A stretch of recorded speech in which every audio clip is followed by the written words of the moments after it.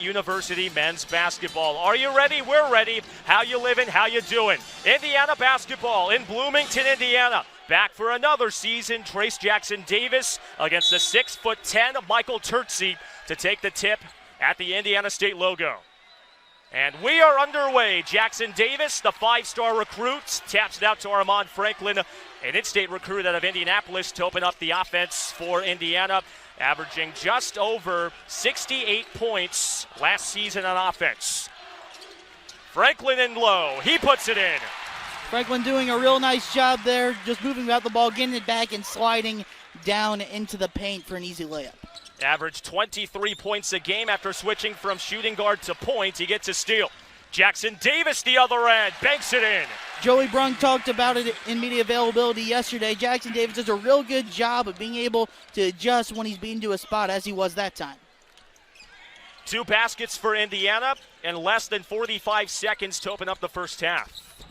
Matt Johnson, one of 2 seniors for the Golden Knights, the only senior in this starting 5. Webb Jr. down low. He puts it in with some English. Justin Smith got beat baseline that time by the quicker Webb Jr. He just didn't get out there soon enough, and Webb took full advantage. Gannon last season 11-18. Indiana 19-16.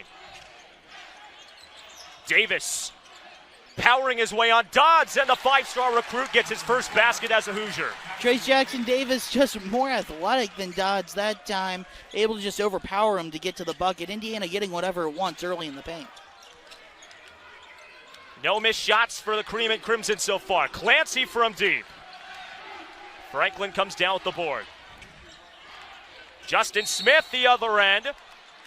And a foul on the floor. The basket doesn't count. It looks like he might have been in the restricted area that time. That'll put Justin Smith on the line. Very fast pace. Gannon playing a little bit faster than I thought they would early on in this one, based off of what Kelvin Jefferson said before the game.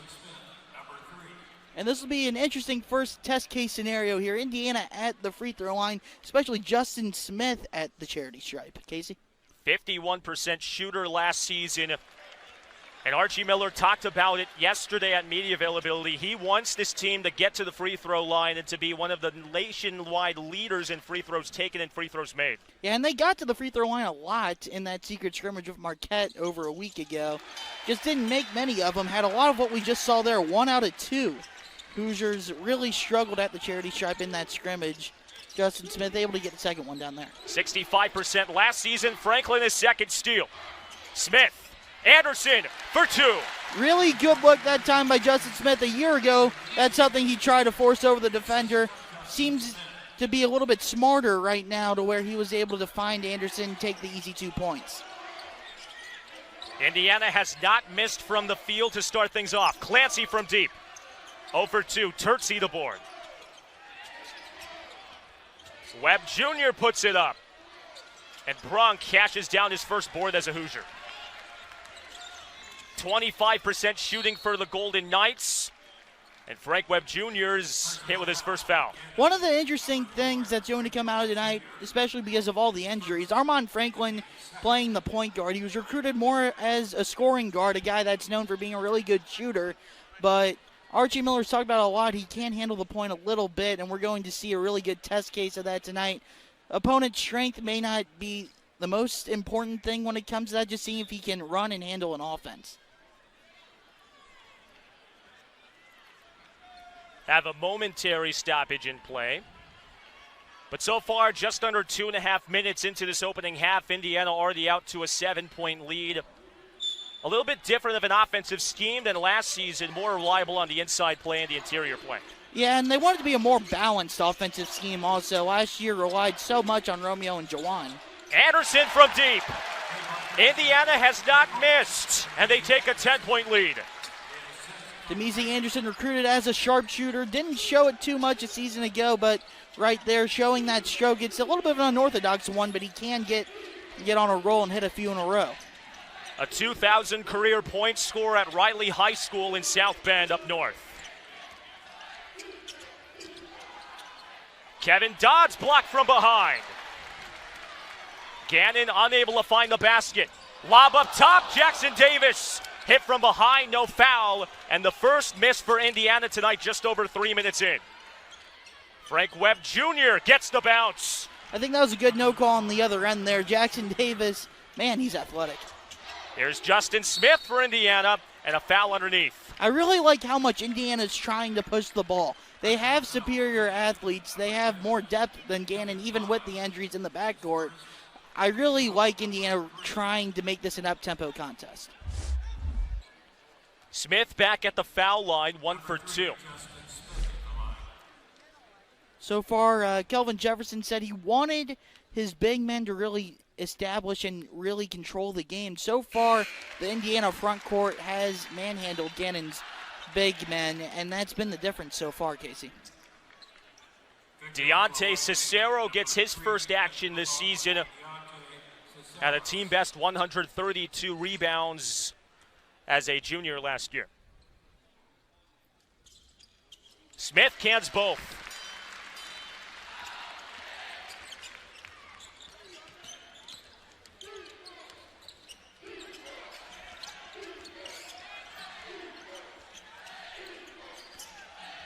Javier Valeris just checked in a moment ago. Cicero fall away. Baggett. Yeah, Jackson Davis just didn't get out there quick enough. Looked like he got a little bit lost that time. That's something that'll come during his freshman season, just trying to learn the system both offensively and defensively. Foul on Indiana. Demezy Anderson just out of control that time, and Gannon was able to take advantage with the charge. So that'll be really interesting. I talked about Franklin already. Getting to see Demezy Anderson get extended minutes is something we didn't see often last year. Even as a sophomore, this is going to be a really good experience for him.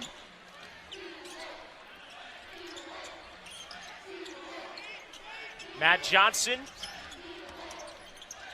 Valeris. Webb stepped out of bounds. Turnover, Indiana basketball at the first media timeout. The Hoosiers in their first showing of the season. They're up by 8 over Gannon on BTN+.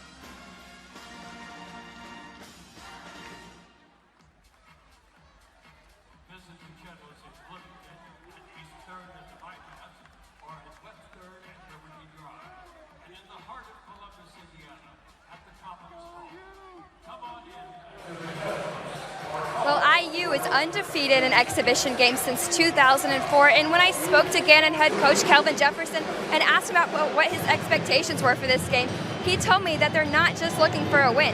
He said that they're looking to play hard and leave Bloomington knowing that they can compete with anyone in the country. Jefferson also told me that this is his first time visiting Assembly Hall, and he really tried to hide it from his players, but he's just as excited as they are to be playing here tonight. He said this is what you play basketball for, to play in these arenas and to have these experiences. Back to you. So, Jack, we've seen early on, Gannon has been struggling to find its shot down low. Indiana's defense has been suffocating to the Golden Knights over the first few minutes. Yeah, Indiana's done a really good job in their man-to-man defense. Gannon likes a lot of high-low looks with Kelvin Jefferson, and that's not really smart when you're going against IU. I understand he's just trying to get his offense installed and everything. That's a tough test when you're facing an Indiana team that's as front court heavy as the Hoosiers are. Demezy Anderson, he's a member of the front court. He's got 5 points so far. 2 for 2 shooting from the field. He's looked sharp in his first game of the year. Yeah, Demezy Anderson's been very aggressive early on. Hit a 3. He's been good. There's nothing to really complain about with him. I just like seeing, again, as I mentioned earlier, getting an extended look for guys like Demezy Anderson and Armaan Franklin. Extended look, a first look at Jerome Hunter, who sat out all of last season after undergoing surgery on his leg. Cream and Crimson and the Hoosier faithful get their first look at a former 4-star recruit out of Ohio. Grace Thompson also into the ball game, as is Rob Fennessy, who we were not expecting to see tonight. Fennessy, the starting point guard for most of last season. Shot by Hunter off.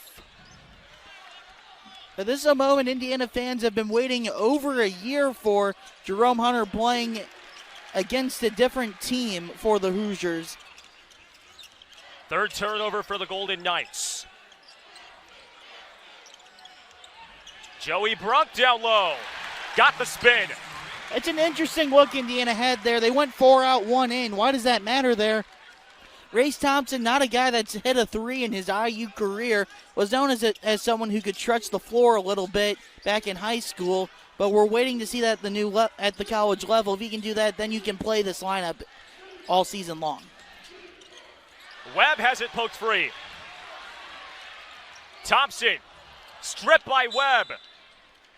Interesting decision there by Fennessy to pass it up to Thompson. He's a big guy, doesn't handle the ball much. And to have him try to dribble from halfway down the court was kind of an odd choice. I'd rather have Fennessy, your starting point guard, or what will be the starting point guard as the season goes on, be the guy handling the ball there. Amani Walker and Jonathan Harewood check in for the first time. Inside, Race Thompson. Just a beautiful cut there by Race Thompson. Completely lost his defender and a really easy finish. Played 9 games last season, has sustained a pair of concussion and groin injuries that kept him sidelined. And Thompson's a guy that is really good defensively in the post. He's made a nice recovery right there. Played a big role in Indiana's upset win over Wisconsin. Really limited Ethan Happ. Timer the 5. Running skyhook, Javier Valeras over the outstretched 6'8" Thompson. Anderson flips. Thompson from deep. And a foul underneath. It's on Indiana. And that's the shot Race Thompson has to hit if he's going to play alongside Joey Brunk in this lineup or just play the 4 in general. You got to be able to stretch the floor in modern college basketball. Thompson's a guy that obviously the coaching staff have some trust to be able to do that as the season goes on. The jump shot looked good there, just didn't go in. That's going to be something really interesting to watch if he's the 4 playing alongside Brunk or Deron Davis right now. Davis in for the first time, the oldest player on this Indiana team at 23 years old. The senior center, one of the final pieces left from Tom Crean's Hoosiers. Follow a jumper from Cicero falls. Yeah, that's just a really good shot there from Cicero. Not much Race Thompson could do that time. Indiana at 70% from the field, long 3 way off. Jerome Hunter looks like he's has a little bit of butterflies here in his first appearance for IU. Cicero threw a double. You betcha. Cicero keeping Gannon afloat, couple of baskets in a row. Looks really comfortable in that low post. 6-0 run for the Golden Knights over the last minute. The closest this game has been since the opening 2 minutes in this half. Davis powers in the lane. Won't go. And Cicero controls. I love how patient Deron Davis is in the post. I know he didn't get that one to fall, but he's very comfortable sitting there on that low block, waiting to make a move, pass the ball out, just being very, very patient to wait for his move to open. Olawoye trapped. Franklin, another steal. That's his 3rd. Franklin's been very active defensively so far. That's encouraging to see. Not what he was known for coming out of high school. Franklin into the lane. Draws contact. Offensive foul. Yeah, that's an easy charge call. Franklin was caught airborne with nowhere to go with the ball. Tried to force up a shot. Defender had his feet set. Easy charge. Indiana's kind of stagnated here offensively. As you saw, actually 2 guys could have been called for a charge that time. Pick your poison, either left or right. Yeah. Indiana, no points in the last 2.5. And a foul on Gannon. And that's on Cicero. He's wondering what the call is. And that's his first. Offensive droughts were an issue for Indiana a season ago. That's something Archie Miller wants to change this campaign. Wants more ball movement, wants more player movement without the ball, try and create more open shots to limit scoring droughts. Race Thompson, lefty, short. Davis lowers the shoulder and powers it home. So you see, though, Race Thompson there standing on the post, and other than Jerome Hunter kind of filling in on the wing, the other three guys on the floor just standing there waiting for Thompson to do something. You want to set picks off the ball, try to create movement to find someone open, confuse the defense, and get an easy shot. Gannon is 5 for 5 from the field since the media timeout. Harewood draws contact down low. So an 8-point game for Indiana. The Golden Knights, they're sticking around in Bloomington. 20-12, the Hoosiers on top of Gannon on BTN+.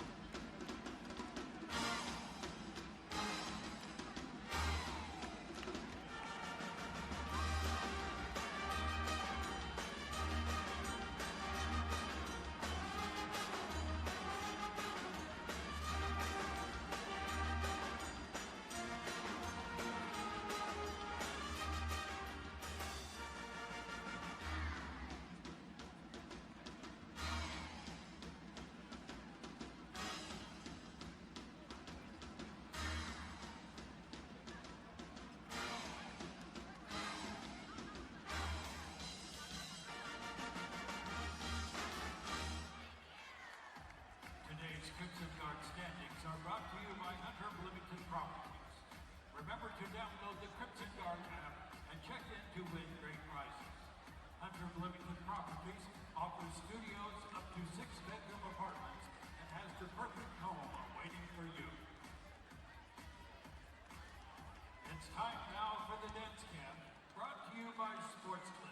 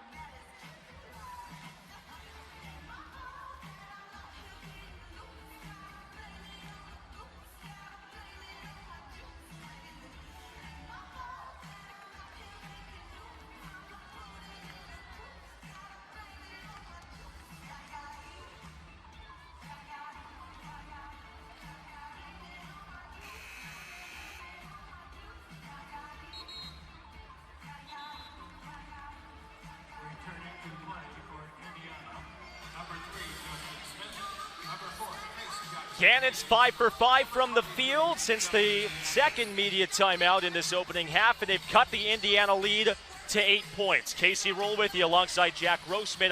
JG, for all the fanfare with Indiana basketball and for a warm-up in Gannon, the Golden Knights are sticking around so far. Yeah, they've slowed the game down since early on. They've settled in. You know, you're playing in Assembly Hall. It can be intimidating even when there's not a packed house like today. Jonathan Harewood, lob inside Amani Walker, and jump ball. Deron Davis draws contact, and the first jumper of the season.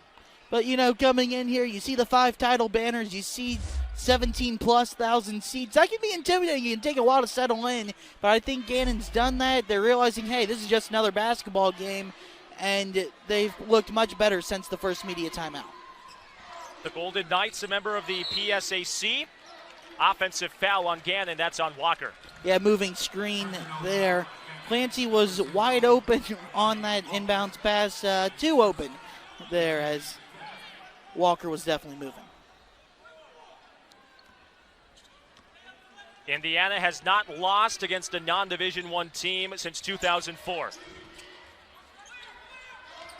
Demezy Anderson, 2 fouls early on. And a travel on Jackson Davis. Been a little whistle happy the last few minutes, dating back even before the immediate timeout. 11 combined turnovers with 11 minutes to go in the first half. Olawoye kicks.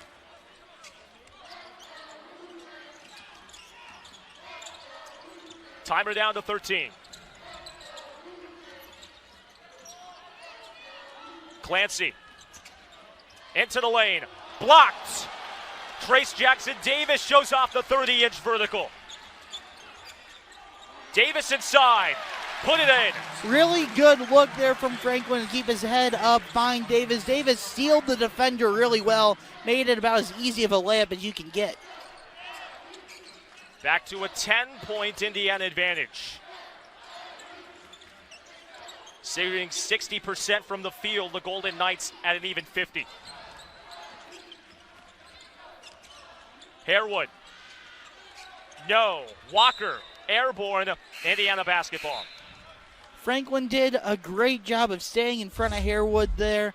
Was left on an island one-on-one. Tough position for the freshman, but he did a really effective job making Harewood shoot over him, take a tough jumper, and Indiana has the lead back out to double digits again. Both teams have placed an emphasis on interior play so far. Just 6 combined three-point attempts for both sides. Yeah, some throwback basketball, Casey. We're in Bloomington, so you can only talk about the history of Assembly Hall and with the program. 5-time national champions. Last banner was risen in 1987. Jackson Davis. Loose. Deron Davis recovers. Timer to 10. Franklin, airborne, swatted out. Matt Johnson on the run. Blocked by Justin Smith. So in Indiana's previous possession there, Clancy threw off the entire rhythm of the possession, staying with Trace Jackson Davis, just hedging in a little bit as we see the Justin Smith block again, and it just knocked the ball away. Jackson Davis had to get it. By that point, Indiana's motion offense was all thrown off. They weren't able to recover and ended up trying to force a tough shot. 3 different Hoosiers have a block. The Golden Knights 0 for 2 from behind the arc. Clancy corrals the high pass. Frank Webb Jr. gets away from a double. Cyril Ubuwagu drains it. Ubuwagu didn't look too conventional there, but found nothing but the bottom of the net. Big bucket for Gannon to try to slow down a possible Indiana run. A 7-point Indiana advantage. The lowest since the opening 2 minutes of this exhibition. Timer at 9. Brunk. Franklin, travel. I've been impressed with Armand Franklin. Even though he traveled, there was a heads-up play to have that back door cut. Got a little bit too excited when he got the ball, I think. Gannon did a good job recovering, but he found an opening, and that's something he'll learn to take advantage of as he gets older. Indiana last season was dominated on the boards by opponents. The Golden Knights out-rebounding the Hoosiers 9-6. Yeah, that's something that, if it continues, could be a worrying note there for Archie Miller, considering how front court laden his team is. Obuwagu draws the foul. When you have as many front court pieces as Archie Miller has, it shouldn't matter that Gannon also has 6 guys that are 6'8" or above. You should be able to out-rebound a team like Gannon and basically any team on your schedule. And that's something that when Archie Miller sees the stat sheet when he goes into the locker room, if it still reads the way it does, he's not going to be too happy about. So with Indiana being shorthanded, no But they're Devontae Green, only no Aljami Durham, what's the main key for the guys on the court right they're now? only shorthanded in the backcourt though. So the front court's at full strength. Yes, Justin Smith's playing the 3 tonight. That's something that's probably not going to happen when Indiana's at full strength. And we have seen Rob Fennessy, who just re-entered the game again, play some, which has been a bit of surprise. But what I've been looking at is Armand Franklin running the point, Demezy Anderson getting an extended look, playing mainly at the 2, and just how they mesh, and also how the bigs play in the 2 big men lineup. No points for Indiana in 2.5 minutes. Another turnover. Frank Webb. Pass contact. Put it in. 3-point Indiana lead. You've said Indiana hasn't scored in 2.5 minutes twice already. We're only 12 minutes into the game. That's not good. Indiana's a team that doesn't want those droughts that we've seen. Justin Smith across the lane. You betcha. Smith kind of rushed that one. Looked like he was going to force up a shot. Really nice touch that time there from Justin Smith, though. That could be a new element to his game we haven't seen in the past. That ended a 7-0 Gannon run over the last minute and 20 seconds. Clancy from deep. Way off. They've left Clancy open a few times. He hasn't been able to make him pay for it yet. Fantasy. Battle down low. Out of bounds. Indiana ball. 7:15 remains in the first half. Gannon sticking close with the 5-time national champions in Bloomington on BTN+.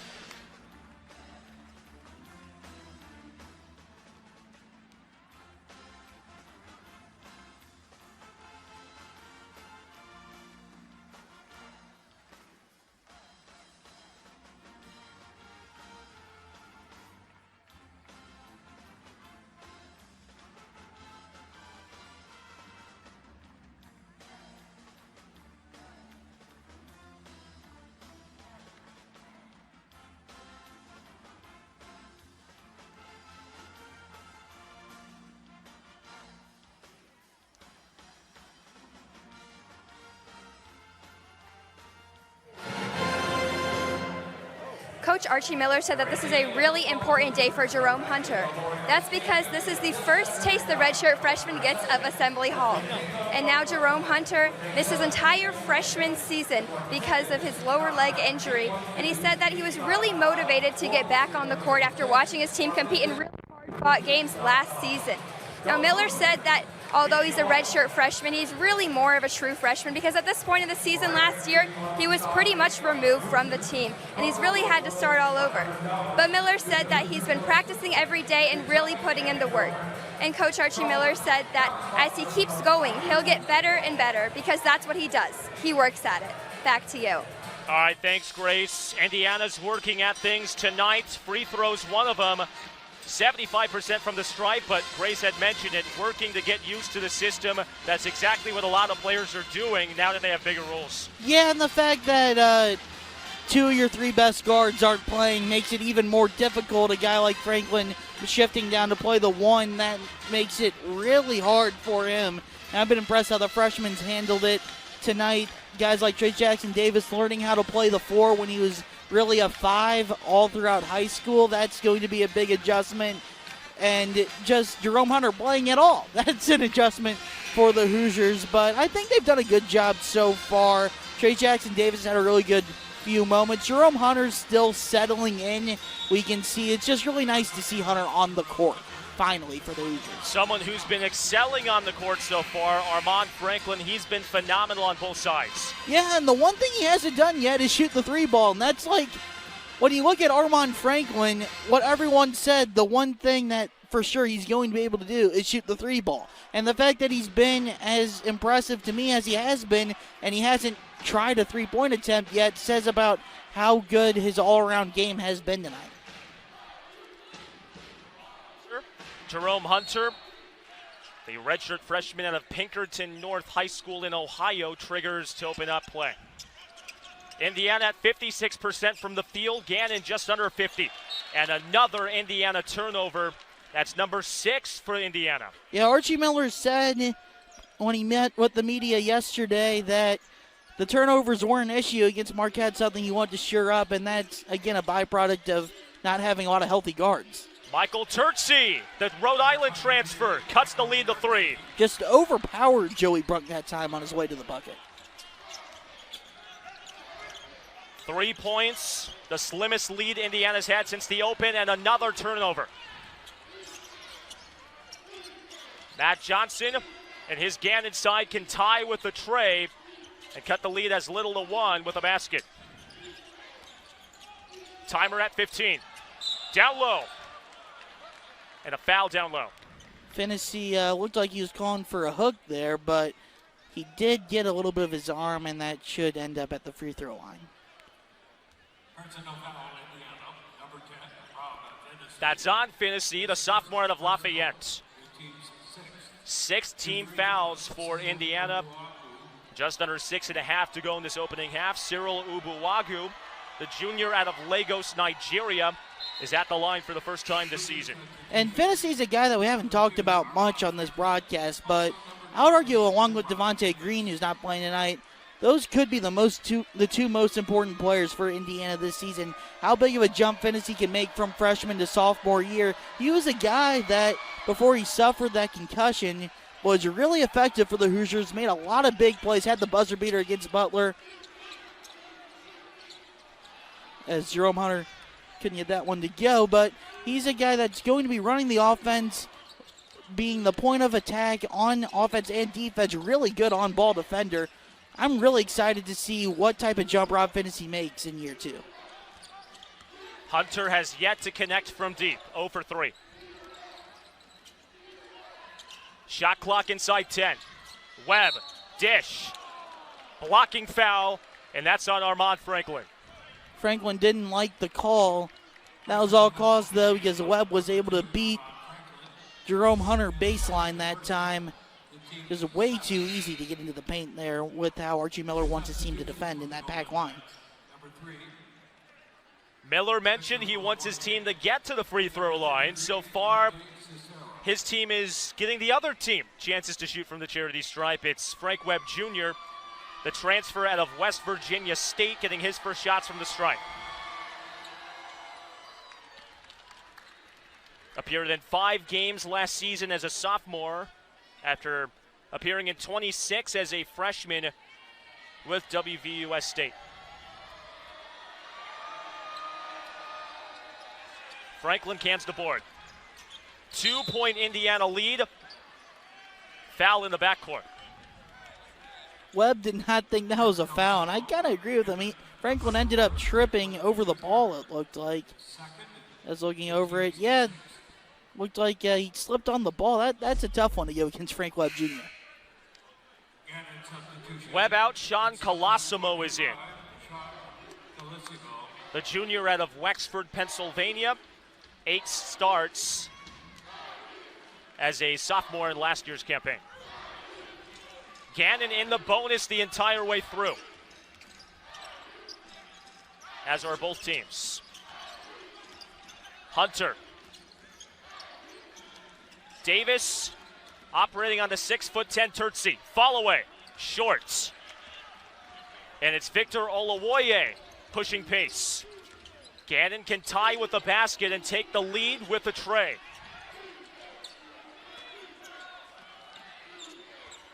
Michael Turtsey.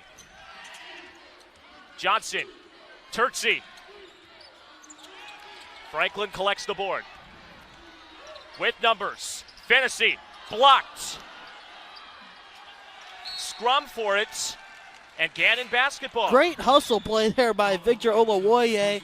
3-on-1, able to make the block on Finney. That's one where I think the right play would have been there with all the numbers and just the one Gannon guard back.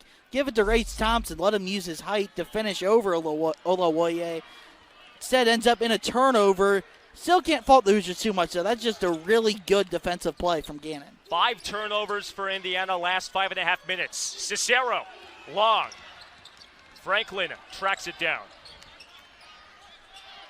Franklin penetrates. Race Thompson, righty hook. Hits the glass.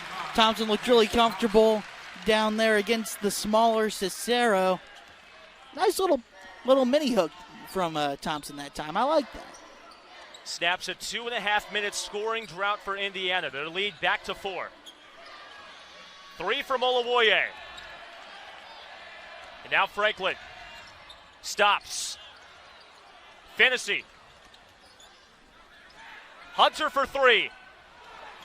Yeah, Hunter and the just shooting hasn't. woes continue. Yeah, he just hasn't been close on any of them. Looks like he's still knocking the rest off.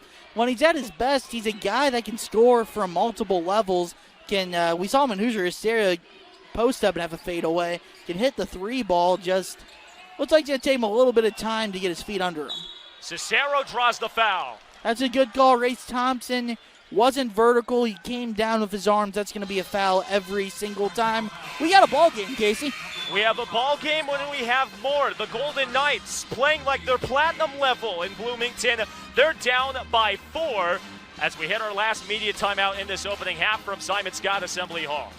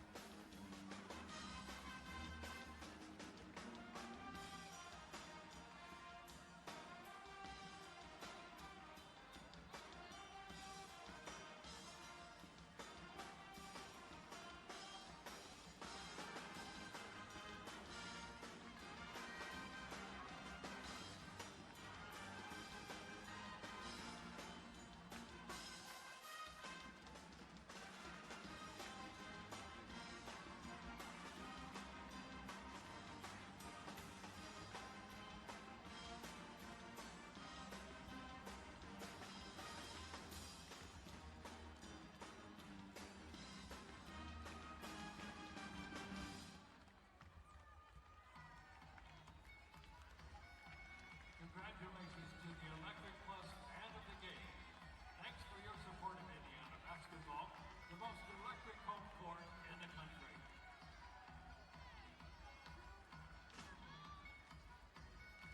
What if the car company didn't just build better cars, but help build something more, like community, family, futures?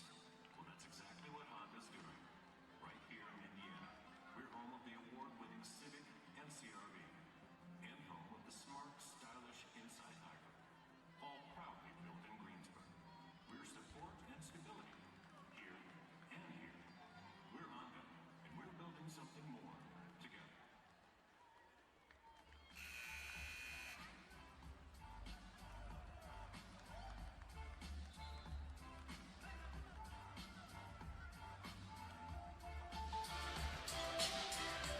Four-point lead for Indiana over Gannon, just under 4 minutes to go. Casey Roll with Jack Grossman. I'll tell you what, partner, nobody saw this one coming. And you could even say that Kelvin Jefferson might not have seen this one coming on the onset. Yeah, it's been a sloppy one so far. We've already seen 16 combined turnovers, 10 of them from the Hoosiers. When Indiana's been at their best, they've been in transition, getting the ball into the paint. 20 of their 26 points have come in the painted area. They've also have 7 fast break points. The Gannon bench has been a lot better than what we may have thought. They have had 13 of their 22 so far. Deontay Cicero from the line. Now 2 for 4. It remains a 3-point Indiana lead. The closest Gannon's gotten is 2. No field goals for the Golden Knights in the last 3 minutes. All points have come from the stripe. Deron Davis, righty hook, and the 6'4" Kevin Dodds holds strong in the post. It remains on this side. And this is just a tough lineup for Indiana to try to generate offense. You have Franklin playing out of position at the 1, Demisi Anderson, who hasn't played that many minutes, and then you have Trace Jackson Davis, who's learning how to play the 4, Justin Smith, who's not a natural 3 and doesn't have much range. Deron, wild shot. And Jackson Davis can't put it back. What ends up is that you have Deron Davis with the ball in the post and 3 guys on him like that because you just don't have enough pieces that can stretch the floor on the court right now, and that's mainly because of injury for IU. Indiana's 1 for its last 9 from the field. Step back. Misses long, but a foul. Victor Olawoye has a chance to tie the game at the stripe. I think Olawoye sold that one a little bit, falling down. Trace Jackson Davis did, I think, make a little bit of contact on the arm after he had released the ball, but he fell, and TJD had nothing to do with the reason why he fell there. 9 fouls for Indiana, one of the more penalized teams in the Big Ten Conference last season. And Olawoye, the top returning scorer for Gannon after last season's campaign, a chance to tie the game at the line. And so far, Indiana's held him in check from the field. Yeah, they've done a real good job of Olawoye. He hasn't been the guy that's killed him, even though he's at the charity stripe right now. Gannon's kind of in an interesting spot, not just tonight, but in general. They're a team that's traditionally been really good in the Pennsylvania Athletic Conference, but they were coming off an 11-18 season last year, just 9-12 in the PSAC. Ended up getting a new coach in Jefferson, but just 2 years ago they were second in their conference. They made the conference title game, won over 20 games, so this is a program that's a lot better than what we may have thought just by looking at last year's stats. 25 all-time NCAA appearances, and now Gannon has a chance for its first lead. Cicero pulls up and bags it around and down. Can you believe it? The Golden Knights have the lead. Heads-up play from Cicero. He didn't attempt a three all last season, knew that wasn't his range, took a dribble, a couple steps in, and drilled a mid-range jumper. And yes, Gannon does have the lead in Assembly Hall. Demezi Anderson fall away. He answers back. Big answer from Demezi Anderson. You want to make sure, at the very least, you have the lead going to the locker room if you're Indiana. But the longer Gannon stays in this game, the more confident they get and the more pressure shifts onto Indiana. Both teams at 45% from the field. Johnson, get the step and the basket. Archie Miller is livid, and Gannon back in the lead. Yeah, you look at Gannon right now, they're confident now. There's no more jitters about playing in Simon Skjodt Assembly Hall. They are here, and they believe they can win the game, Casey, and why not with the way they've played lately? Kelvin Jefferson, earlier in the week, had mentioned he knows his team has got skill and they've got athleticism, but when his side can come together, they can do something special. They're doing something special right now. They're on the precipice of what could be the program's biggest win.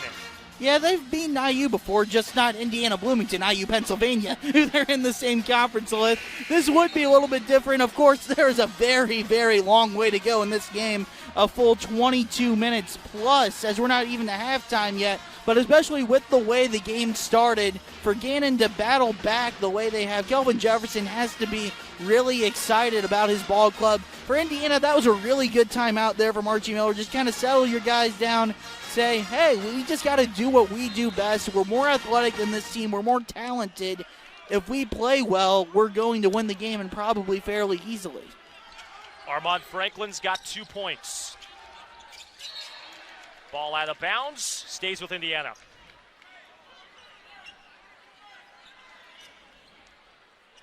Deontay Cicero, 9 points is the game high right now, so no single player is really tearing things up for either side. And that's kind of who IU's going to be this year, a balanced scoring attack. Joey Brunk, doubled, lefty, he bags it. He bodies the 6'4" Kevin Dodds, and Indiana retakes the lead. We see it again, though. Not a lot of shooting on the floor for IU. Gannon comes with a really tough double, makes Brunk make an almost impossible finish there. That's going to be an issue for the rest of the game. Offensive foul down low. Until IU can figure out how to get some three-point shooting, there's no reason for Gannon not to double, whether it be Brunk, Davis, TJD, whoever ends up in the post, just because with the guys that are on the bench right now because of the injuries, Indiana just doesn't have that firepower. Sean Colosimo picks up his first personal. And that's just, again, a lot of guys playing out of position Justin because of the Smith injuries. on the 6'1" Matt Johnson. That's pure. That's some of the things we like to see from Justin Smith there. He's had a runner and a jump hook so far. Those are 2 shots he doesn't hit a season ago. The development of Justin Smith going to be very key as we hit on the top of the broadcast. Indiana 3 for its last 3. Dodds blocked. Trace Jackson Davis gets another deflection. It stays with Gannon. Just over a minute to go in this opening half. Yeah, we've seen it a few times from Trace Jackson Davis, just how long and athletic he is. It's a lot of fun to watch. That was the second block of the game. Gannon calling a timeout. 30 seconds. We'll keep it right here. Be sure to stay with us at halftime. Gracie Barra will have an interview as we break down the opening half and as we look forward to half number 2, Indiana and Gannon. I'll tell you what, Jack Roseman, not too many people could have expected this one, but if there's one thing that really stands out to you with how Gannon's been playing, what is that? It's been their defense. It's been knowing the game plan of Indiana shorthanded. They don't have many backcourt options. We're going to make them earn everything on the inside. And yes, I get it. The Hoosiers have a ton of points in the paint, 22, but they make it really difficult for them in the half court to be able to get easy baskets on the inside. Gannon basketball. They've been within 6 points since the 10-minute mark of this half. Cicero. After the overhead lob, that was too long of Dodds. Olawoye, step back, short. Yeah, really nice move that time from Olawoye. Just was nowhere close on the three. Probably didn't have to move as far back as he did, but that could be where the new three-point line comes into effect, making sure he's behind it to try to get that extra point. Indiana can go up by multiple possessions with a basket. Demizi Anderson had a 3 early on. Ofer's last 4 from the field. Finney from deep. You bet. Really encouraging there. Rob Finney moves off the ball to the open spot at the top of the key and really aggressive on that shot. Full confidence there. When Finney struggled, he wasn't a confident shooter. Really, really, really nice shot there from Rob Finney. Trace Jackson Davis edges out Cicero. With 10 seconds, Indiana can add to its 7-0 run over the Knights. Finney, step back, draws the foul. This is a big closing run for Indiana. Could be as many as 9-0 if Finney can knock down both free throws, just to kind of reestablish some order for the Hoosiers after Gannon was able to take a lead late in the first half. Jerome Hunter at the table, and Finney, who emerged as the starting point guard early last season at the stripe for the first time. Last year, Jack, it was Devontae Green who was the ideal starting point guard. That was what everybody in Bloomington had thought was going to be the case, but Finney emerged early on against Chicago State, against the exhibition against Southern Indiana, and last season coming off of a 29th start performance, he cans that one. And we'll hit this more in the second half, but Finney took control of the starting job really quickly early in the year. That's out of bounds, and it's off of Olawoye. Gannon just trying to survive the end of the first half now, making sure they need to make sure they get down into the locker room only down single digits. Into Finney. Trying to rekindle some magic from Bankers Life Fieldhouse last season comes a tad low. They're leading entering the second half. They had won their last 5 games inside Assembly Hall when leading through 20 minutes. Starting lineup out on the floor for both sides. Gannon opens up directly in front of us with Frank Webb Jr. 7 points on 3 of 4 shooting in that opening 20 minutes. Pinballing action to open playing Chris Clancy for Gannon. He pulls it back down. Mike Roberts talked to Grace about on-ball pressure. We see it early there from Armaan Franklin. Whistle away from the ball, and 17 seconds in, Indiana has possession. I mean, a lot of that on-ball pressure in the perimeter is especially going to come from Rob Finney, who hasn't played a whole lot in this game. So Archie Miller kind of challenging Armaan Franklin to be the head of the snake on that pack line defense, create some ball pressure. There were 18 combined turnovers in that opening half. Trace Jackson Davis with the left hand. Indiana went away from Jackson Davis on the block against Dodds as the half went on, but he's gotten the better of him 3 separate times in the post now, whether it be in transition or in the half court. Jackson Davis has the advantage one-on-one with Dodds. Dodds overthrows the 6'10" Michael Turtsey. Now 4 turnovers for the Golden Knights, going back over the last 3 minutes of gameplay to that end of the first half. Anytime you can get Trace Jackson Davis with Dodds on the block one-on-one, you got to get him the ball and let him try to score. Armand Franklin had 2 points on 1 of 3 shooting. Timer at 15. Brunk. A couple 6'10" forwards doing battle. Anderson, free to fire. Smith, the tip back. That's a really good possession from Indiana. They were able to use off-ball movement to free up Demezy Anderson. Even though he didn't hit the 3, that's a shot he's able to knock down as we get a timeout here from Gannon. But it leads to an easy tip-in on the other end. But that's what you want to see from Archie Miller's club. Wide open shots from guys that can knock him down. Gannon now outscored 13-0 since the end of the first half. You been surprised by the early timeout used by Kelvin Jefferson? I'm not surprised at all. The game's kind of slipping away right now ever since Gannon took the lead. I really wonder what Archie Miller said to his team in that timeout after the Knights were able to claw all the way back from a big early deficit, take the lead, because it's been a completely different IU team on the defensive end since then. They've just been giving a lot more effort, not making anything easy for the Knights. Is that more so a scheme change, or is that more so attitude That's over an attitude mentality? change, absolutely. Okay. Indiana hasn't changed much scheme-wise. They're not really going to change much scheme-wise, especially defensively, as the season moves on, and you're absolutely not going to start throwing in a bunch of new offensive sets in an exhibition game. You just don't want to put that much on tape for future opponents, especially when you look at IU. The big month of December they have after kind of an easier confidence-building start to the season in November, to where you're not going to want to put a lot on tape. You want to master your motion offense, get a few sets down, but it's all about the attitude for Indiana since Gannon was able to take that lead.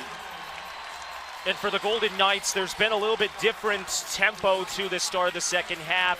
What's Kelvin Jefferson saying right now in the huddle? Slow the game back down, play inside out, try to run some sets. This isn't a team that's going to beat you from behind the arc. They're only 1 of 7 tonight, so you got to find creative ways to get guys open on the inside and get some easy buckets against Indiana's big front line. Indiana's non-conference schedule continues on Tuesday with a 7 p.m. opening tip against Western Illinois. That's on BTN+. Jacob Vincent has the call, along with our own Mary Kate Hamilton producing the one and only exhibition game this season for Indiana against Gannon University. The Indiana Classic begins November 16th when Troy University rumbles into town. That's at 8 p.m. on BTN. Like I said, it's going to be the schedule's set up in a way to where Indiana get off to a fast start. The month of December is going to be brutal for the Hoosiers, starting with that Florida State game. They have a couple of Big Ten Conference games, play UConn, the Jimmy V Classic, but they should be able to get some wins early on in the season, build some confidence. That's something that can't be overstated, especially with the downturn Indiana had last year. Confidence is something Kelvin Jefferson talked about with the junior and Frank Webb, as well as Chris Clancy. He feeds it to Dodds. Kick. Johnson off the backboard. Matt Johnson now 0 for 3 from behind the arc. Yeah, that was just not a good-looking shot there from the senior Johnson. He actually hit 33% of his threes a season ago. Joey Brunk on the undersized Kevin Dodds. Lefty skyhook. Take flight. There it is, Casey. We talked about it. Deron Davis said you can't block that skyhook. Dodds had no chance there. Indiana's kind of found a guy in Kevin Dodds that they can pick on defensively with whoever is in the game. Webb puts it in. Now that was good looking. That was Justin Smith was a little late on the contest, but he did get a hand up.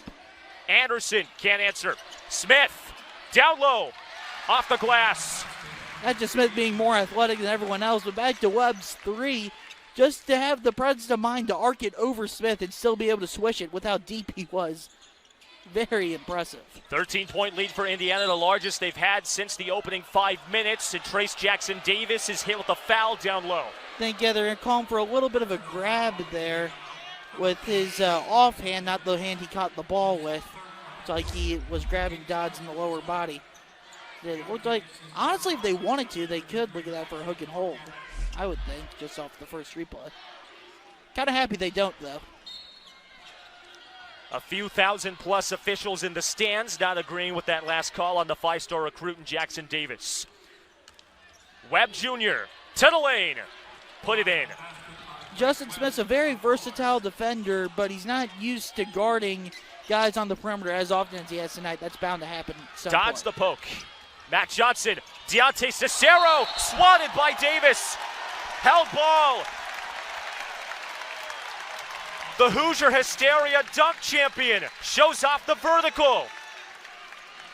That was a great pass from Johnson behind the back to set it up. But Trace Jackson Davis is just more athletic than Cicero.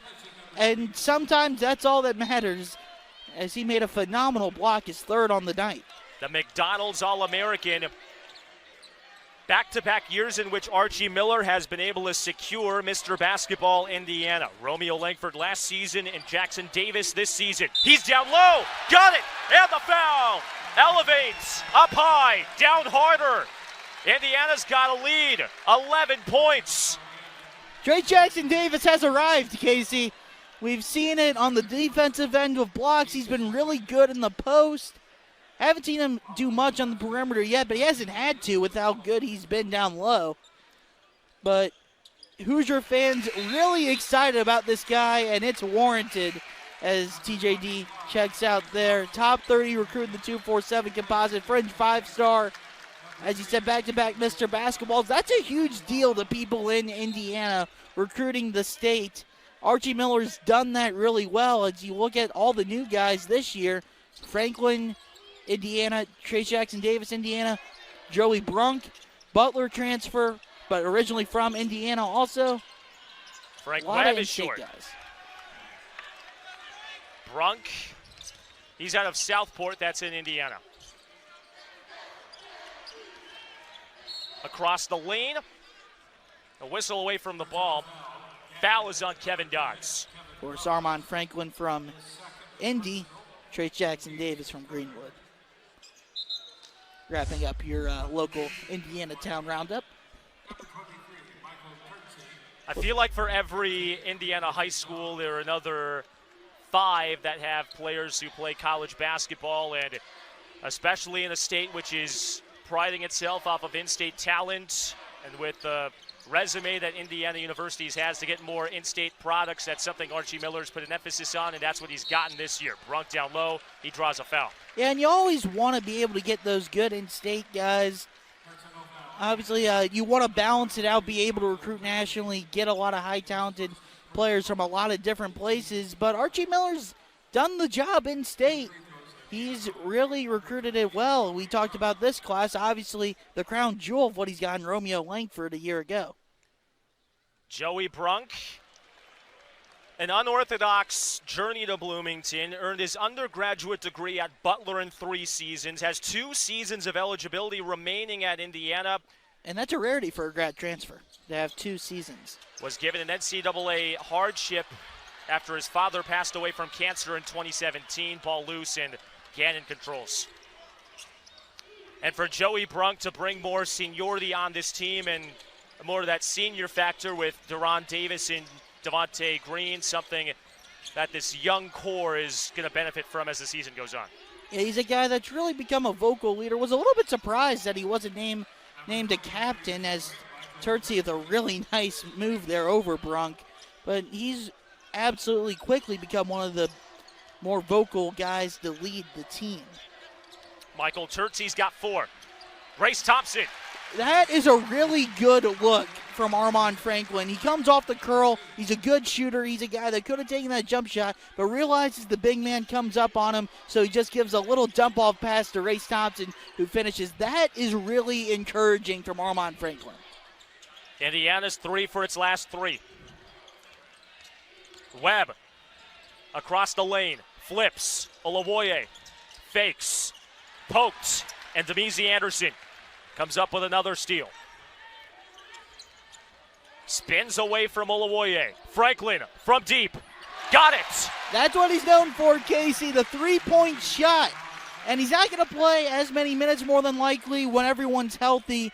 But Armaan Franklin, if Indiana's going to get back to the NCAA tournament for the first time since 2016, he's a guy that's going to have to play valuable minutes, whether it be in the starting lineup or off the bench, and be able to do just that. Stretch the floor for all the big guys that the Hoosiers have. Frank Webb draws a foul down low. Indiana's seen its lead expand to 17. And as we hit our first media timeout, Archie Miller talks it over with the guys. Meanwhile, Kelvin Jefferson looks to end the streak, and Indiana going 4 for its last 4 from the field from Bloomington on BTN+.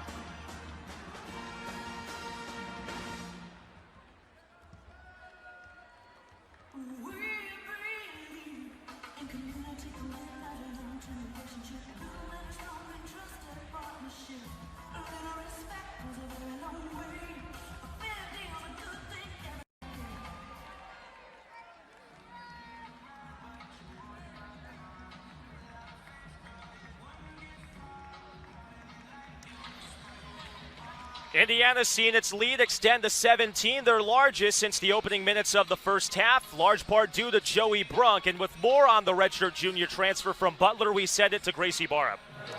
Joey Brunk announced he was transferring from Butler University to IU in April, and now he joins the Hoosiers, like you said, as a grad student transfer with 2 years of eligibility left in his college career. Joey said that he grew up watching the Hoosiers and watched teams with players such as Zeller and Oladipo. When asked about his transfer, he said it's been a really smooth transition. At 6'11", Brunk provides a lot of support in the front court to IU forward Deron Davis. Davis said that Brunk's leadership on the court has been really helpful among the bigs and taking the stress off of Deron's shoulders a little bit. He also said that Joey's been really great with effort and energy off the court as well. Back to you. All right, thanks, Grace. Jack, Joey Brunk, you mentioned energy. Grace mentions energy. That's exactly what he gave the Bulldogs last season. Led Butler in field goal percentage, averaged just over 7.5 boards a game. And if Indiana wants to be a contender in the Big Ten, they need to dominate on the board, something they very much lacked last year. Yeah, and that energy really comes to fruition on the offensive glass. He's a guy that was 151st in the country last season in offensive rebounding percentage per good old KenPom.com. So he's someone who's really good at crashing the glass on that offensive end. And when you talk about offensive rebounding, the number one important thing is energy. And as Grace said, that's what Joey Brunk has. Frank Webb Jr. has provided energy for Gannon. Doesn't get the roll on another free throw. He's 1 for 3. A game-high 12 points for the junior out of Baltimore, the West Virginia State transfer. Appeared in 5 games last season after 26 games as a freshman at West Virginia State. Ball out of bounds on the other end. It stays with Indiana. And these are, when Rob Finney's in the game, this is when you can learn a lot about the Indiana offense, just because a guy like Demizi Anderson plays a more natural position, such with Jerome Hunter also in the contest. Just you get to see more of how the offense will flow when you have the guy that's going to be the point guard in the game. 5 fouls on the Golden Knights. Jerome Hunter taking advantage of the smaller Frank Webb down low. And that's not said to take anything away from Franklin. Harewood pokes it away. Fakes. Inside. Ubuwagu swatted. Foul. I'm thinking they call that one against Jerome Hunter. Yes, they will. Got him in the body. But Franklin, guys, as we've said, he's going to play a little bit more off the ball than what he's done tonight. So seeing Rob Finney run the offense is where we can kind of see how Indiana's going to look as the season goes on a little bit more than when Franklin's running point. First foul on Jerome Hunter. Cyril Ubuwagu is long on his first. 1,000 career points at Riverdale Baptist High School. That's in Maryland. The Lagos, Nigeria transfer entering his junior season. One thing to note about Indiana, they haven't turned the ball over yet in the second half. They had 10 in the opening 20 minutes. Talk about Rob Fennessy. He's a guy that was really good at taking care of the ball a year ago. He had a stretch of 108 minutes late in the season last year where he only turned the ball over once, and that stretch spanned against games against Michigan State and Illinois. Michigan State obviously made the Final Four, and Illinois, they put more defensive pressure on you than probably any team in the Big Ten, maybe in the country. You think about pressuring the ball, you think of Illinois, Auburn, and West Virginia. Those three are at a level above everyone else. Fennessy really elite at taking care of the ball. The first player from Lafayette to wear an Indiana uniform since 1948 with former Mr. Basketball Indiana Bob Masters. Foul away from the ball. Indiana retains. Had grown up in Purdue country, but similar to Demezy Anderson, was pried away to Bloomington, just south of Lafayette and south of Indianapolis. Both enter their sophomore seasons, getting expected minute upgrades after the freshman season. Fennessy, having been a starter last year, expected to have a similar role this campaign. He'll have more of a scoring role this campaign than he did a year ago. Just as I talked about, when he hit that three late in the first half, being really aggressive with his shot, being confident in his shot, that's what the coaching staff wants from him. They need him to be a viable scoring option, a guy to where you can't just let him sag off the defender. He's going to make you pay from distance and be able to drive into the lane and find other people as well. Indiana already in the bonus with just under 14 minutes to go. 7 personal fouls, team fouls for Gannon, 3 for Indiana. That was Jerome Hunter's first point as a Hoosier. That free throw he made, the first of the 2. Whistle away from the ball, and that's Sonic Gannon Knights, Victor Olawoye. Well, if you're playing Ref Bingo, you'll hit a lot on moving screens. In this one, I believe that's the 3rd one we've seen so far today. You a big bingo guy, Jack? I'll dabble every once in a while. You're a Louisville guy, and you're big on the horses, but I'm not so sure what the whole bingo scene in Kentucky and in the Bluegrass is. I don't think I've won a game of bingo since, I think it was like 1st grade Sunday school. My grandma's the all-time champion at bingo. Barrels down low, and Jerome Hunter draws more contact. My mom once cheated at bingo. How you cheat at bingo? She just put markers on that weren't there and that hadn't been called yet and tried to get away with it. It didn't work. I don't know why she tried it. Chris Clancy checks in for Gannon. Armand Franklin is in for Indiana. And if this was a bingo game, who would have thought that if you had to have a bingo sheet out, that the spot with Jerome Hunter's first points would be at the free throw line, almost kind of symbolic of what Archie Miller wants this team to be dominated with, free throw shooting. Yeah, and the Hoosiers have been all right from the line. They're 8 of 12 so far today. Gotten there a little bit more often here lately. Hunter shooting his first 4 of the game. He split 2 pairs. So, I mean, it's just kind of, they've been so far at the free throw line. They've done a much better job of getting there. That's only half the battle. You got to make sure you make free throws and take advantage of it. Gannon in trouble of having this one slip away with Indiana starting the crash. Walker. Harewood settles back down. Shot clock to 5. Clancy stripped.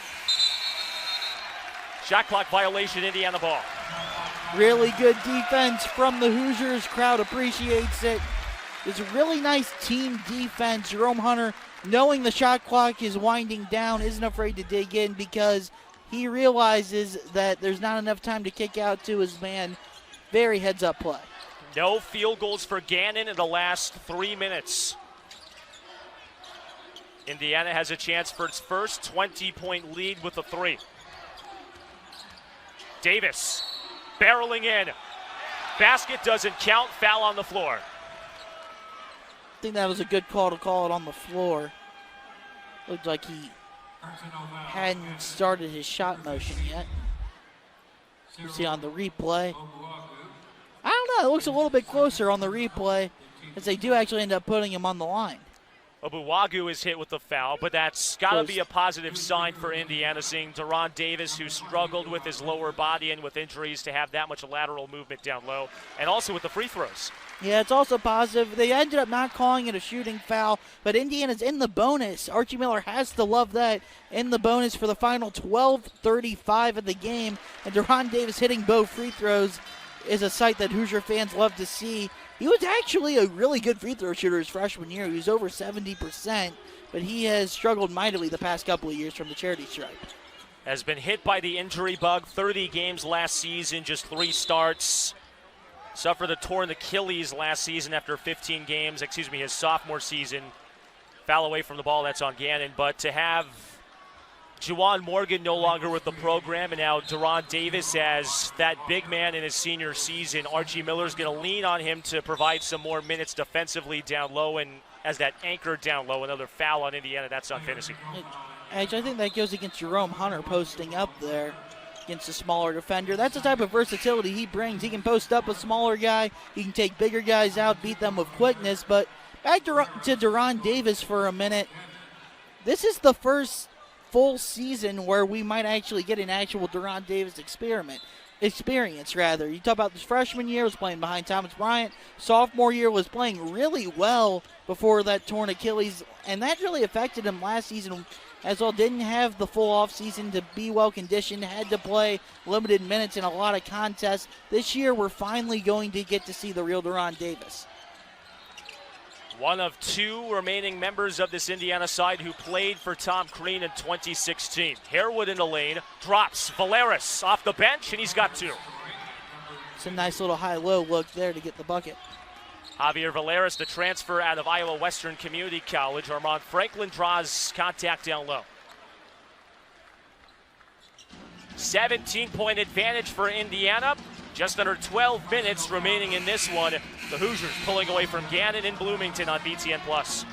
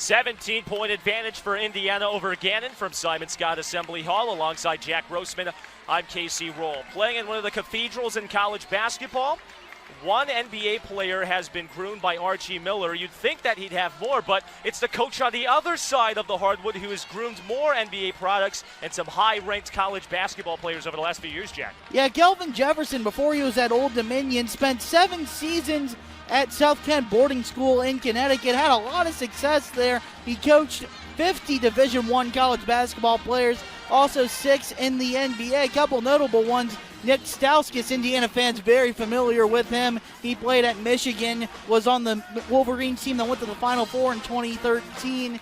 He's now playing for his coach, John Beilein, with the Cavaliers, his college coach, that is. Mo Harkless, another guy who's still in the league right now. A couple other notable players. Russ Smith, personal favorite of mine, was on the Louisville National Championship team in 2013, was an Associated Press All-American in 2014, and also Tremont Waters, who's now teammates with former IU player Romeo Langford with the Boston Celtics. He had a really good career at LSU before getting drafted in the second round last season. You're making it so hard for me to guess who your favorite team is. You're making it so hard for me to guess, Jen. Okay. That's all I'm going to say is okay. Basketball alum. I love basketball. What can I say? Armand Franklin resumes play at the foul line. Indiana just over 66% through the opening 28 minutes in this one. The freshman at the line for the first time tonight. He's got 6 points, and it stays 6. Doesn't get the roll. Indiana looking to go for the kill here. They're up 18. Game should be out of reach, but we've seen wilder things happen in college basketball. If the Hoosiers go on 8-10 point run here, that really puts it out of distance. What does Gannon have to do to stay in this game and not go down by more than what they are at right now? Well, it sounds simple, but you got to hit some shots. Gannon just hasn't been able to hit anything from the outside as Clancy misses one there. They haven't been able to get anything going on the perimeter, and that really makes them one-dimensional to guard. Clancy's 0 for 4 from behind the stripe. Franklin, floater. 20-point Indiana advantage, the largest of the night. And a guy like Clancy is going to need to hit threes for Gannon just to stretch the floor. As we talked about, Olawoye is going to have to do the same thing. The Knights are just 2 of 11 from behind the arc so far in this one, just not generating enough points in enough different ways to be able to stay with Indiana for 40 minutes. Only one starter on the court right now. That's Chris Clancy.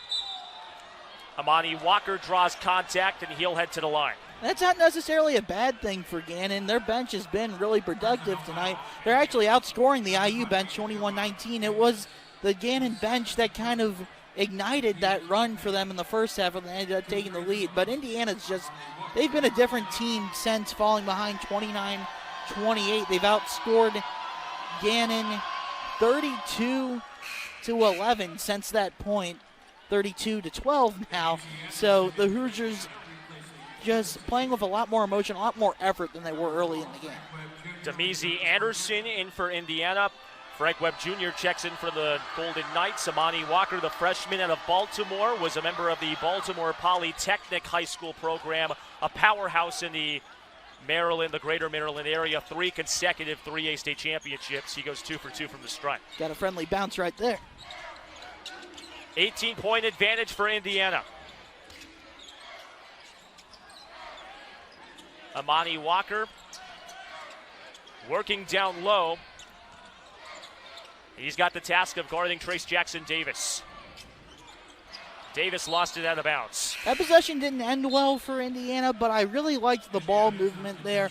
Saw a lot of down screens, a lot of back screens, some couple of flares also. A lot of movement off the ball. If they keep doing that, they're going to get some better shots. And Indiana seems to be slowing it down a little bit with the lead. And part of that might be because of depth, because of how limited backcourt options they have. Valeris tees it up and hits from deep.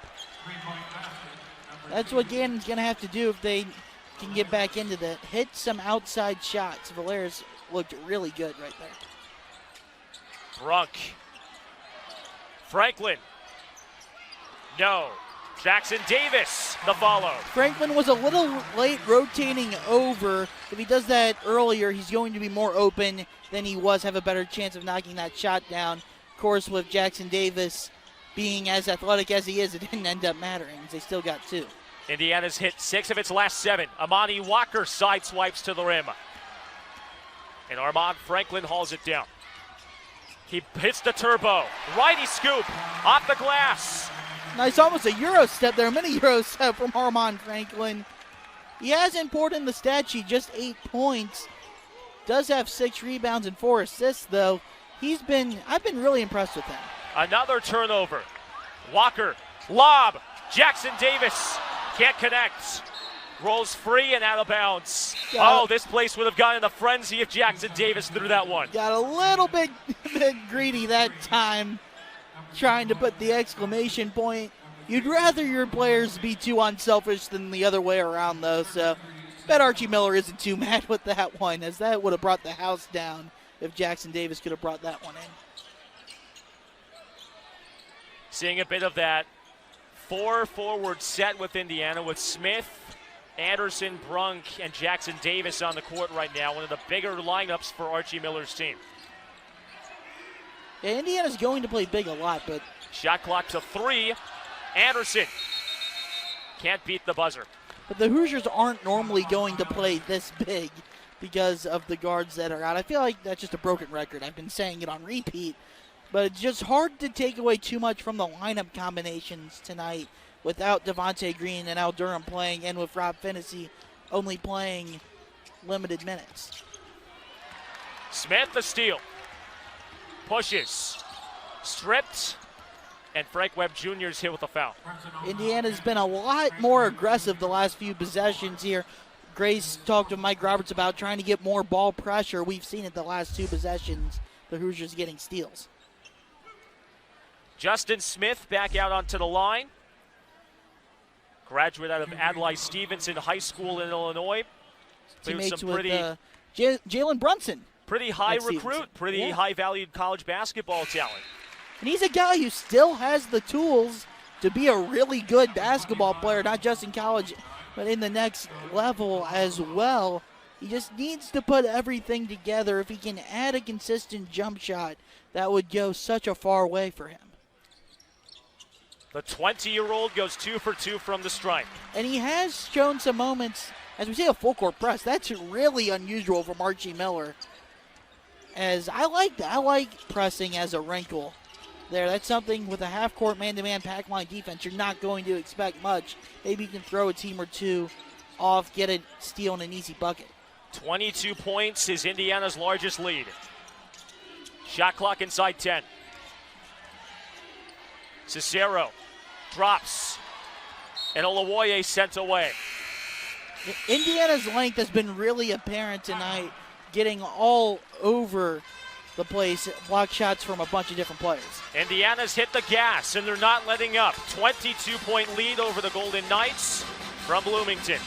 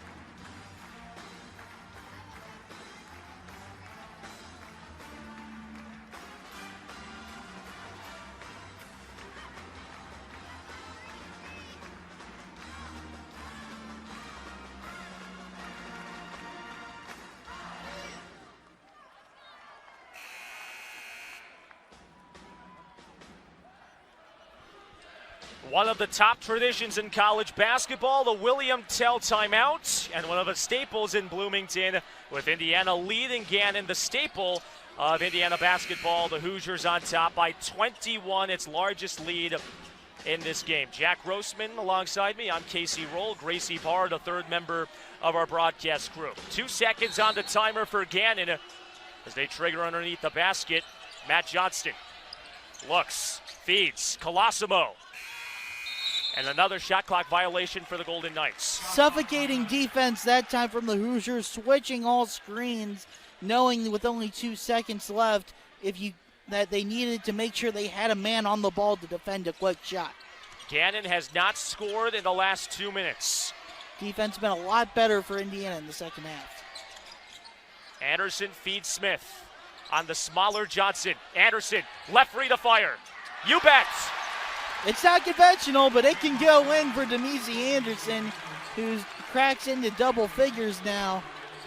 And that's what you got to do. Justin Smith said he wanted to get better at passing, and he does a real good job there finding the open man against the double team. 9-0 run for Indiana, last 2 minutes of play. Valeris, running hook, rims out. Great job of Joey Brunk rotating over to cover the open man there. Ended up forcing a tough shot and a miss. Justin Smith on the smaller Colosimo, draws the foul. Smith, the last 2 possessions, has noticed he's had a real small guard on him. Just takes advantage of it, gets it into the paint. First time, sees a double, kicks it out to Anderson for a 3. Now he ends up on the free throw line because of it. Smart heads-up basketball from Justin Smith the last 2 possessions. His game has evolved over the last 2 years since he's been at Indiana. Last year, there were sightings of what could be his 3-point game against Michigan State when he had 24. But one thing that Archie Miller's hoping that Smith evolves with this season, it's at the foul line where he shot over just 55%. Yeah, Justin Smith said he wanted to get better at 4 things over the course of the offseason: shooting, passing, dribbling, and rebounding. Well, we've seen 3 of the 4 in the last couple possessions. Dribbling, backing down defenders, passing the ball to the open Demezy Anderson, hitting a couple of free throws. Rebounding has always been kind of a strength for Justin Smith. He averaged 4.5 per contest last year, but especially if he gets those first 3 and just plays smart basketball, he can be a really effective player for Indiana. Deontay Cicero, he's been held quiet over his last 4 in the midst of traffic. And Demezy Anderson. Smith angles in the lane and 1. And that's the type of shot Justin Smith wasn't going to be able to finish last year. Either he would mishandle the ball dribbling and have to kick it out, force a worse shot because of it, or not be able to finish and have to hit 2 free throws from the line instead of trying to complete a 3-point play. So when you look at the maturation and development of Justin Smith, that's a play you want to look at. We've seen probably 3 or 4 of those throughout the game. A couple, as we said, 3 times just the last minute from Justin Smith. Indiana in the double bonus the rest of the way through. And Smith. Yeah, Justin Smith has 18 points. A game high 18 yes. points. And Smith, to an ovation from this Indiana side, checks out. Race Thompson back in. 29-point Indiana lead. Johnson cuts. And Thompson snatches the ball.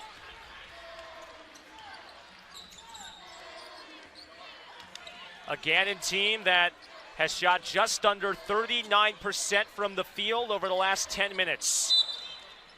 That's out of bounds, Golden Knights ball.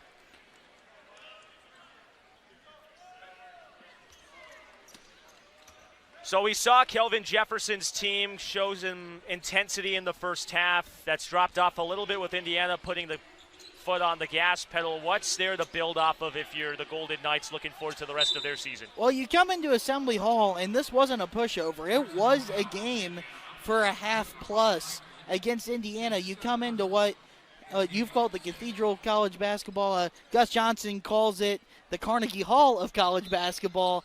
And you played well. There's a lot of confidence builders for Kelvin Jefferson to take away from this game, especially what they did defensively in the first half and the fact that they were able to create some turnovers, generate some interior scoring against a really good front line. There's definitely some positives to take away. What type of musical piece were you playing inside Carnegie Hall? Sweet Georgia Brown. That's that's what they play here, the Carnegie Hall of College Basketball. The IU band does.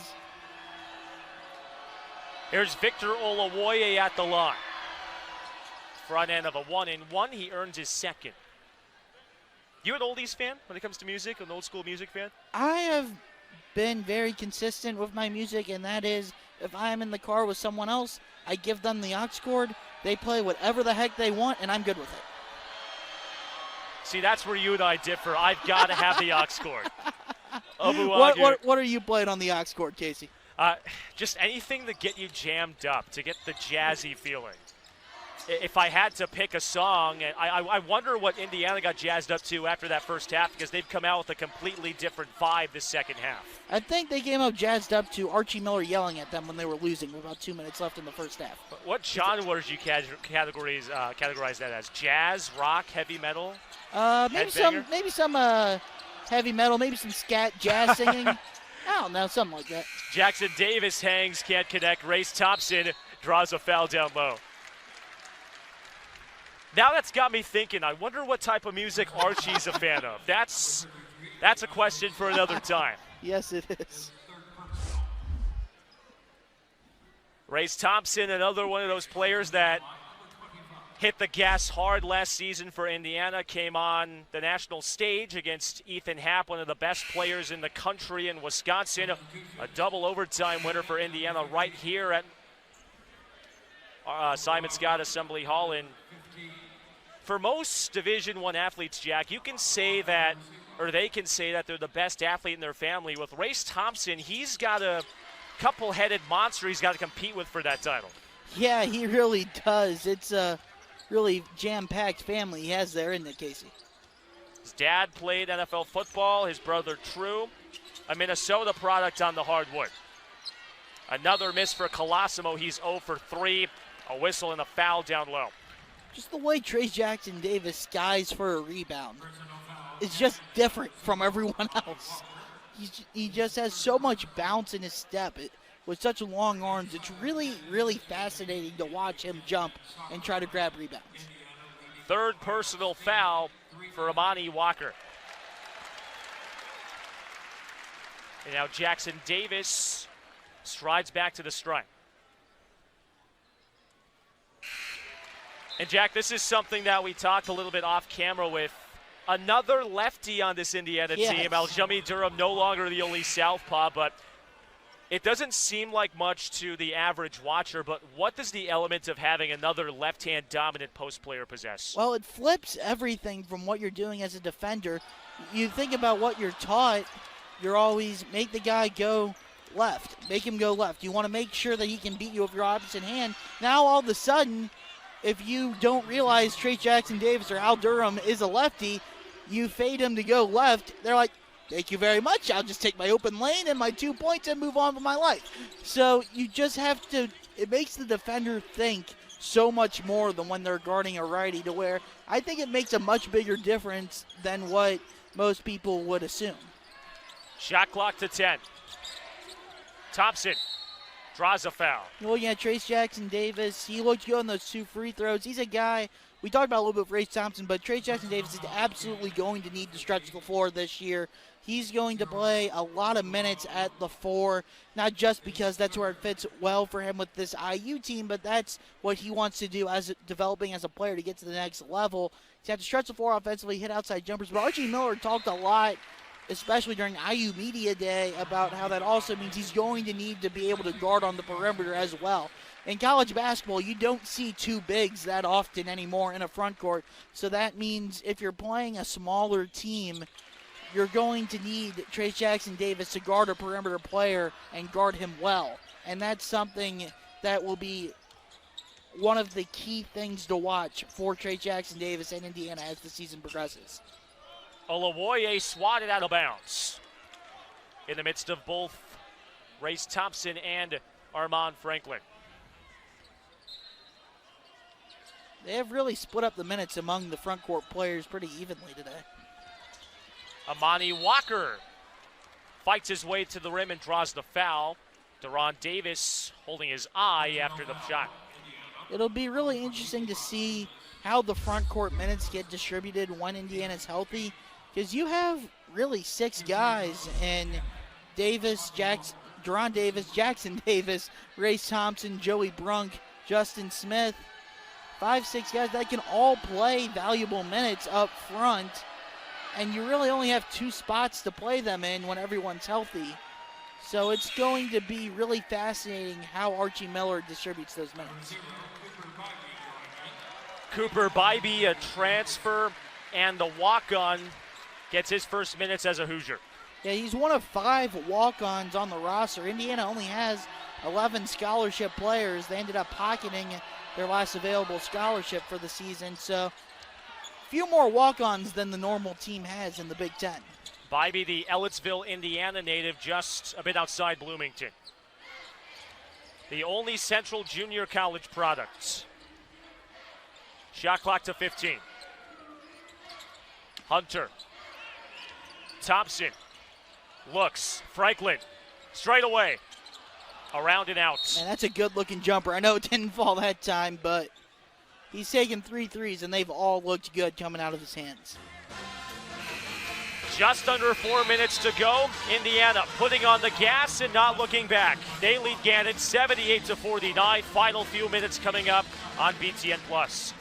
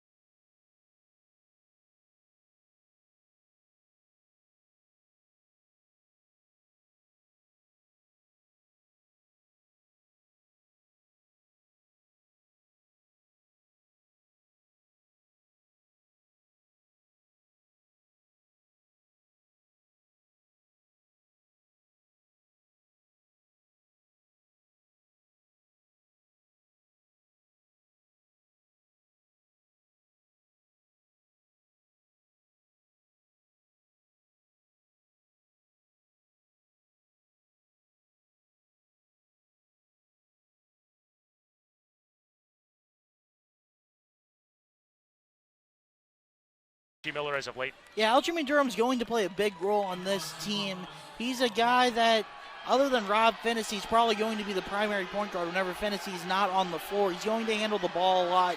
He's one of the 2 guys alongside with Devontae Green that are proven three-point shooters on the roster. He saw his three-point percentage rise from 29% as a freshman to 35% as a sophomore. You look at player development under Archie Miller, that's a prime example of a guy that made a leap from his first to second season in Bloomington, hoping to make another one this year. And Indiana's going to need him, whether it be in the starting lineup or as a 6th man, to really provide a scoring punch and stretch the floor, as well as be another guy that can take some of the ball handling responsibilities off of Finney. And Durham had 43s made last season. For a while, he led the team in three-pointers made, finished second to Devontae Green. Yeah, Devontae's late streak there when he was on fire the last 6-7 games of the year took that title away from him. But Al Durham was the most consistent three-point shooter on the squad last season, and that's in no ways not debatable at all. Jerome Hunter is hit with a foul, and that's most likely going to be his night tonight. Yeah, Jerome Hunter, not a huge night by any means, but just the win was seeing him on the court. He's a guy that's going to get settled in and play a really big role for the Hoosiers as the season goes along. Devontae Green, though, who also we haven't seen tonight, obviously is going to be a big key. He's moving off the ball, as that's something that he really hadn't done under Archie Miller in his first couple of years until Romeo Langford got hurt and didn't play in the NIT.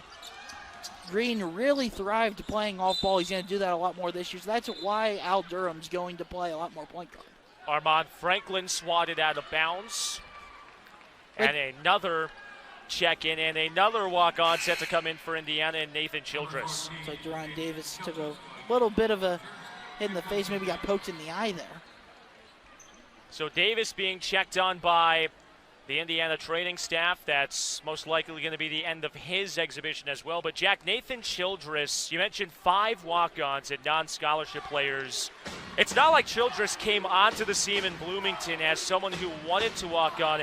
He had a couple offers from other colleges in the state of Indiana, but decided to come to Bloomington and lace up the cream and crimson. Yeah, it's a classic case of the Indiana player wants to play for IU, and Childress may have had some offers to some other places, but for some guys, the allure to play for IU, wear the candy stripes, is just too much for others to pass up.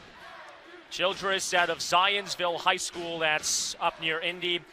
Originally committed to Bethel College, an NAIA school in Mishawaka, Indiana, up north. 9 days after committing, accepted IU's offer as a preferred walk-on. So he gets some minutes late in this exhibition.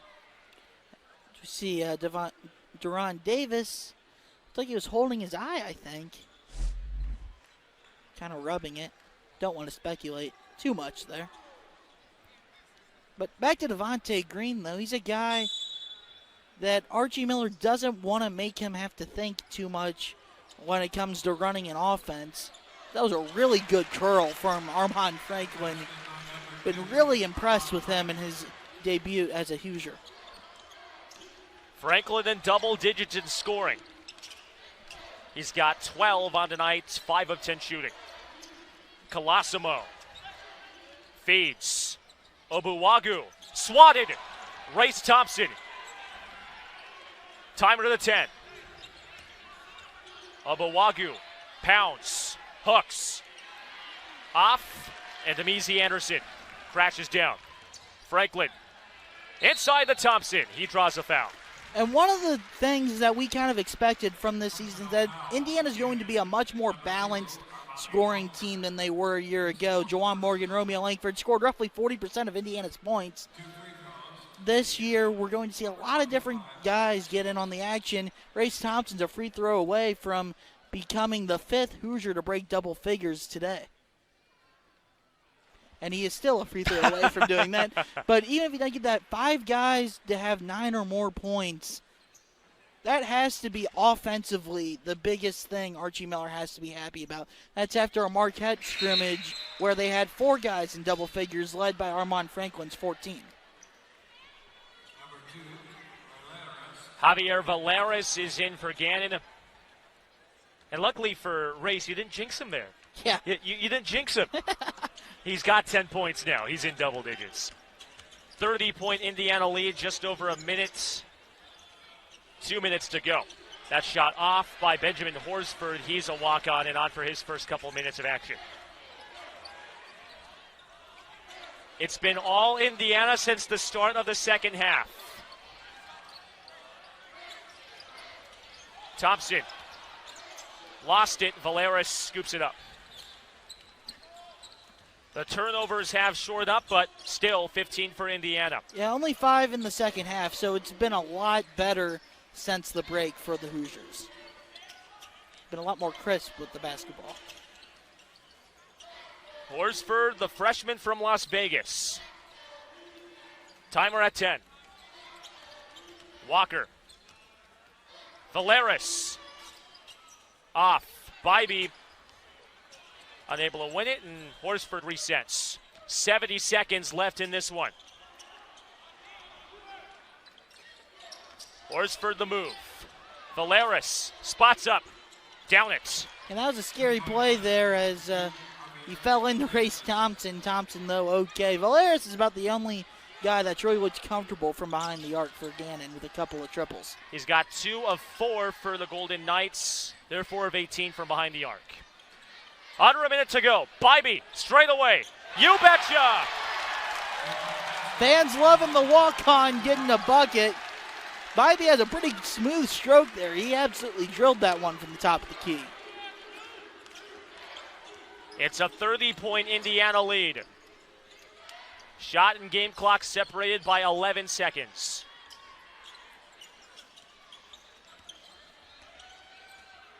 Nathan Childress giving no edge to Walker whatsoever. Shot clock to 5. Colosimo from deep. And Franklin corrals. Timeout. Indiana makes a couple subs. Yeah, and this is just to get the walk-ons in, get them some experience. Just, get them some playing time on the court. Kind of surprised that Kelvin Jefferson isn't doing the same. But it's a moot point. Jaquez Henderson is in. Race Thompson, the only non-redshirt. It wasn't easy, but Indiana, behind the surge in the second half, remains undefeated against non-Division I teams. 84-54 against Gannon in the only exhibition game of the